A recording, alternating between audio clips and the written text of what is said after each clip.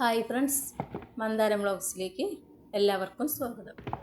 ഇന്ന് വെണ്ടയുടെ ഒരു വിത്ത് നടുന്ന രീതിയാണ് കാണിക്കുന്നത്.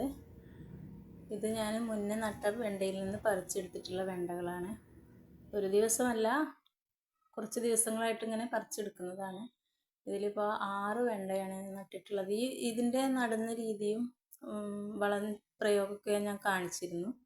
ഇതിൽ നിന്ന് ഒരുപാട് തവണ വിളവെടുത്ത് കറിയൊക്കെ വെച്ചിട്ടുണ്ട്. ഇനി ഓണത്തിലേക്ക് വേണ്ടിയിട്ട് ഞാനത് വെണ്ട മാറ്റി വെച്ചിട്ടുള്ളതാണ്. ഇനി കിട്ടുന്ന വെണ്ടയും കൂടി അതിൽ ചേർത്തിട്ട് ഓണത്തിന് എടുക്കാമെന്ന് കരുതി. അപ്പോൾ ഇത് ഏകദേശമൊക്കെ കഴിയാറായിട്ടുണ്ട്. അപ്പം ഇനി അടുത്ത വിത്ത് നടാമെന്ന് കരുതി.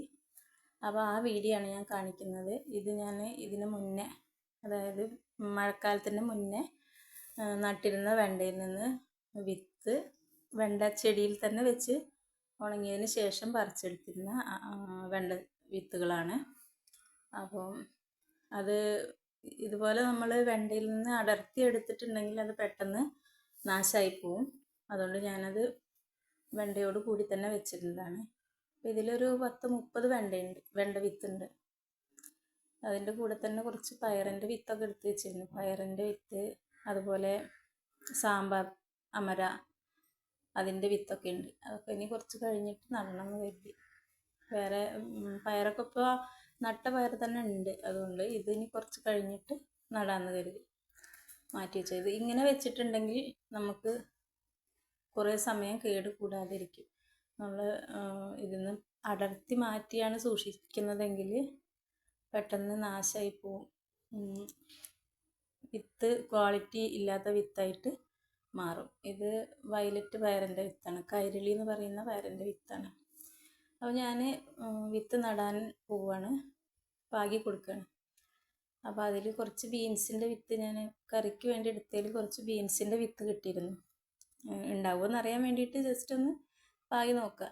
ഇത് ജമന്തി വെട്ടി കൊടുത്ത സമയത്ത് ഞാൻ അതിൻ്റെ തലപ്പൊക്കെ കുത്തി പിടിപ്പിച്ചിരുന്ന തൈകളായിരുന്നു. അത് കുറച്ച് വളർന്നതിന് ശേഷം പറിച്ച് മാറ്റി നട്ടതാണ്. അപ്പോൾ ആ പാത്രത്തിലാണ് ഞാൻ ബീൻസിൻ്റെ വിത്തുകൾ ഇട്ട് കൊടുക്കുന്നത്. ചിലപ്പോൾ ഉണ്ടാവും, ചിലപ്പോൾ നശിച്ചു പോകും. ഇത് ഞാൻ ഇപ്പോൾ തണലത്താണ് നിൽക്കുന്നത്. മാറ്റി നട്ട ഉടനെ തന്നെ വെയിലത്തേക്ക് വെക്കണ്ടെന്ന് കരുതി. ഇനി വെയിലത്തേക്ക് വെക്കണം. വെയിലത്ത് എന്ന് പറഞ്ഞാൽ ഇപ്പോൾ മഴയാണ് കൂടുതലുള്ളത്. അപ്പോൾ ചീഞ്ഞു പോകുമെന്നറിയില്ല. എന്തായാലും ജസ്റ്റ് ഒരു പരീക്ഷണം എന്നുള്ളതിൽ ഞാൻ നട്ട് കൊടുക്കുകയാണ്. ഇനി നമുക്ക് വെണ്ട വിത്ത് നടാം. ഇത് ഞാൻ സാധാ മണ്ണ്, ചട്ടിയിൽ നിന്ന് മാറ്റിയെടുത്ത മണ്ണ് മാത്രമാണ്. ഇതിൽ വളമൊന്നും ചേർത്തിട്ടില്ല.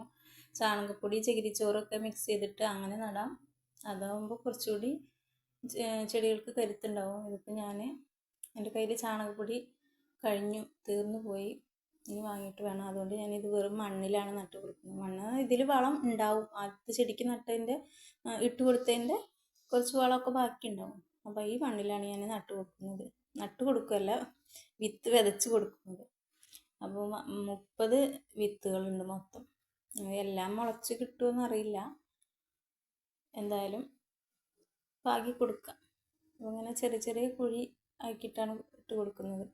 നമ്മുടെ വിത്തിനനുസരിച്ചാണ് നമ്മൾ കുഴി എടുക്കേണ്ടത്. വിത്ത് ആഴത്തിൽ പോയാൽ മുളയ്ക്കാൻ ബുദ്ധിമുട്ടാണെന്നാണ് പറയുക. അപ്പോൾ എല്ലാം ഇതിൽ തന്നെ അങ്ങോട്ട് അഡ്ജസ്റ്റ് ചെയ്യാമെന്ന് കരുതി. വീഡിയോ എടുക്കുന്നതും വിത്ത് നടുന്നതും ഒക്കെ ഞാൻ തന്നെയാണ്. അതുകൊണ്ടാണ് വീഡിയോയ്ക്ക് ക്ലാരിറ്റി കുറവാണ്. അപ്പോൾ ഏകദേശമൊക്കെ വിത്തുകൾ ഇട്ട് കഴിഞ്ഞിട്ടുണ്ട്. പിന്നെ വിത്ത് പാകിയതിന് ശേഷം നിർബന്ധമായിട്ടും അതിൻ്റെ മുകളിൽ കുറച്ച് മണ്ണിട്ട് കൊടുക്കണം. മണ്ണോ ചകിരിച്ചോറോ എന്തെങ്കിലും. ഞാനിപ്പോൾ ഇതേ മണ്ണ് തന്നെയാണ് അതിൻ്റെ മുകളിൽ വിതറി കൊടുക്കുന്നത്. പിന്നെ നമ്മൾ നനച്ചും കൊടുക്കണം. ചെറുതായിട്ട് സ്പ്രേ ചെയ്ത് കൊടുത്ത്, സ്പ്രേ ബോട്ടിലുണ്ടെങ്കിൽ അങ്ങനെ സ്പ്രേ ചെയ്ത് കൊടുക്കുക. അല്ലെങ്കിൽ ചെറുതായിട്ടൊന്ന് നമ്മൾ കയ്യിലിങ്ങനെ വെള്ളം കുടഞ്ഞു കൊടുത്താലും മതി. നന്നായിട്ട് കുത്തി ഒഴിക്കരുത്. കാരണം നമ്മളെ വിത്ത് അധികം ആഴത്തിലല്ലാത്തതുകൊണ്ട് മണ്ണിൽ നിന്ന് പുറത്തേക്ക് വരാനൊക്കെ സാധ്യതയുണ്ട്. അപ്പം ജസ്റ്റ് ഒന്ന് സ്പ്രേ ചെയ്ത് കൊടുക്കുക, കുടഞ്ഞു കൊടുക്കുക ചെയ്യുക. അപ്പോൾ അത്രയൊക്കെ ചെയ്ത് കഴിഞ്ഞാൽ നമ്മുടെ വിത്ത് വിത കഴിഞ്ഞു. ഞാനിതാ ഈ ഒരു കുപ്പിക്ക് 2-3 ഹോൾ ഇട്ടിട്ടാണ് സ്പ്രേ ചെയ്ത് കൊടുക്കുന്നത്. സ്പ്രേ ബോട്ടിലൊന്നും എടുത്തിട്ടില്ല. ഇങ്ങനെയാണ് ചെയ്ത് കൊടുത്തിട്ടുള്ളത്. അതിന് ശേഷം നമുക്കിത് ഒരു മുളച്ച് വരുന്ന വരേക്ക് മഴ ആയതുകൊണ്ട് പുറത്തൊന്നും വെക്കേണ്ട, മഴ കൊള്ളാത്ത സ്ഥലത്ത് വെച്ചു. 4 ദിവസത്തിന് ശേഷമാണ് ഇത്ര ആയിട്ടുള്ളത്. മുഴുവനൊന്നും മുളച്ചിട്ടില്ല, ഏകദേശമൊക്കെ ഒരു 5-6 മുളച്ച് വന്നിട്ടേ ഉള്ളൂ. ഇനി മുഴുവൻ മുളയ്ക്കുമോ എന്തോ അറിയില്ല, വെയിറ്റ് ചെയ്യാം. അപ്പം അതിന് നമുക്ക് ഒരുവിധം മുഴുവനൊന്നും മുളച്ചിട്ടില്ല, എന്നാലും ഒരുവിധമൊക്കെ മുളച്ചിട്ടുണ്ട്. അത് ഞാൻ കാണിച്ചിട്ടില്ല വീഡിയോയിൽ. ഇത് നമ്മൾ സാധാ ചെയ്യുന്ന പോലെ തന്നെ മണ്ണിലേക്ക് എല്ലുപൊടി, വേപ്പിൻ പിണ്ണാക്ക്, ചാണകപ്പൊടി, ഡോളമേറ്റ്, പിന്നെ സാധാ മണ്ണാണ്. സാധാ മണ്ണെന്ന് പറഞ്ഞാൽ പഴയ ചട്ടിയിൽ നിന്ന് തട്ടിയെടുത്തിട്ടുള്ള മണ്ണ്, അങ്ങനെയാണ് ഞാൻ ചെയ്യാറുള്ളത്. അപ്പോൾ അതൊക്കെ ഇട്ടിട്ട് നന്നായിട്ട് മിക്സ് ചെയ്യുക.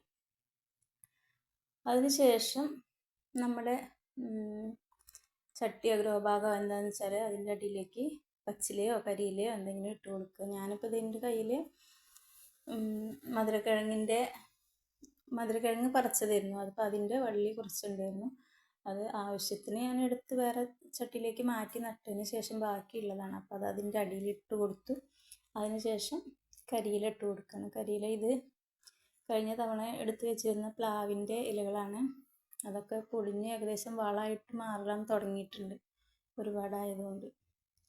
എന്നാലും അതിട്ട് അതിന് മുകളിലേക്ക് മണ്ണ് ഇട്ട് കൊടുത്തിട്ടുണ്ട്.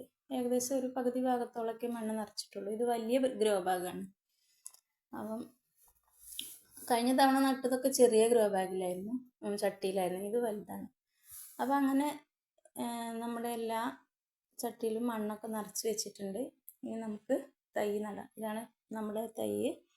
വളർന്നു വന്ന് ഇത്ര ആയിട്ടുണ്ട്. ഒരു 10-12 തൈകളാണ് കിട്ടിയിട്ടുള്ളത്. അപ്പോൾ അത് വേരൊന്നും പൊട്ടാതെ മെല്ലെ ഇളക്കി എടുത്തിട്ട് നമുക്ക് ഓരോ ചട്ടിയിലായിട്ട് നട്ടു കൊടുക്കാം. അപ്പോൾ നമ്മുടെ 12 തൈകളും ഏകദേശം നട്ട് കഴിഞ്ഞു. അപ്പോൾ വീഡിയോ ഇത്രയേ ഉള്ളൂ ഇന്നത്തെ. അപ്പോൾ എല്ലാവരും ഒന്ന് സബ്സ്ക്രൈബ് ചെയ്യുക, ഷെയർ ചെയ്യുക, ലൈക്ക് ചെയ്യുക, കമൻറ്റ് ചെയ്യുക.